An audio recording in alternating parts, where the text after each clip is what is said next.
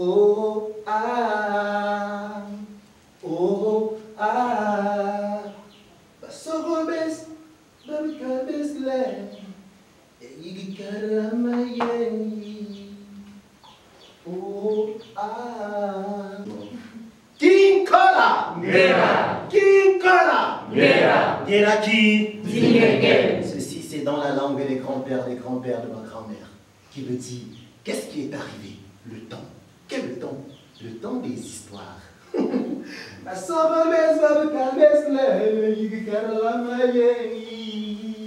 Oh, ah.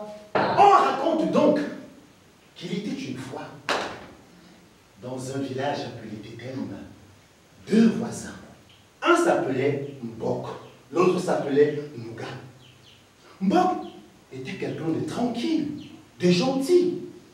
Contrairement à son voisin Nouga, qui était très vilain, très méchant. Constamment, il était en problème avec les gens du village. Nouga avait appris de la bouche de sa femme que son voisin Mbok avait reçu d'un inconnu un énorme porc en guise de cadeau. Qui croit? Yeah. Cette nouvelle plongea Nouga dans une de ses jalousies. Il marchait dans tous les sens, vociférant des malédictions. À un moment, n'en pouvant plus, il déclara solennellement qu'il ne trouvera jamais le sommeil si ce porc venait à passer une seule nuit chez son voisin. Qui croit? Yeah. Et tard dans la nuit, il sortit de chez lui pour aller voler le cadeau que son voisin avait reçu.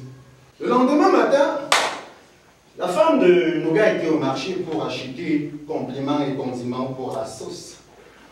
Quand elle rentra, pendant qu'elle pelait l'igname qu'elle avait acheté au marché, et que les enfants aiguisaient le couteau pour égorger la bête, elle dit à son mari que les messagers du fils du roi avaient crié partout au marché que celui qui a trouvé ou qui trouvera un mouchoir blanc avec le nom Sipora brodé dessus, que celui-là même recevra 50 000 pièces d'or. Kika! Yeah. À peine puis-elle finit de parler que Nouga se souvint de ce mouchoir dans la nuit. Il courut fouiller les vêtements qu'il portait lors de son opération. Il fouilla. Et il n'y trouva rien. Hey! Et son sang ne fit qu'un quart de tour quand il se rendit compte que le mouchoir était tombé chez son voisin. Il courut stopper les enfants qui s'apprêtaient à égorger le porc. Il prit le porc par une oreille, traversa la route et alla cogner chez son voisin. Et là, le voisin sortit. Que l'oreille qui entend, que la tête qui comprend, comprenne. Car c'est ainsi que s'achève cette histoire.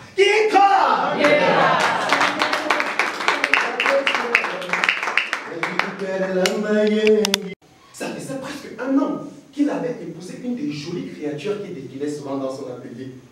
Mais ça faisait aussi un an qu'il constatait quelque chose de bizarre chez sa femme. Quelque chose qui provoquait chez lui des doutes quant à l'avenir de leur union. Le problème de notre tailleur était que sa femme, depuis leur mariage, n'avait jamais manifesté un signe de jalousie. Le tailleur apprivoisa à nouveau une jolie créature dans son atelier. Une jolie créature qui ne tarda pas à épouser. Quelques jours après le mariage, suivez très bien. Alors que notre tailleur caressait comme à l'accoutumée son chien, avant de prendre la route qui mène à son atelier, la nouvelle épouse manifesta une de ses jalousies qui provenait donc de ses os. Protestant que son mari avait plus longtemps caressé le chien qu'elle. Elle rougit de colère, au point elle demanda à son mari de choisir entre elle et le chien. Le choix fut très vite fait pour la gagner. C'est avec un grand regret que le chien fut sacrifié. Mais, sur la route, le tailleur se demandait déjà que si sa femme pouvait manifester autant de jalousie pour un chien, qu'en serait-il pour une vraie femme? Et il ne tarda pas à avoir sa réponse. Il ne fallut pas un jour de plus pour que notre tailleur aille chercher sa première femme.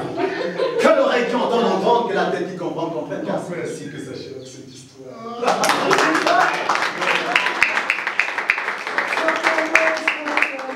histoires de tes thèmes.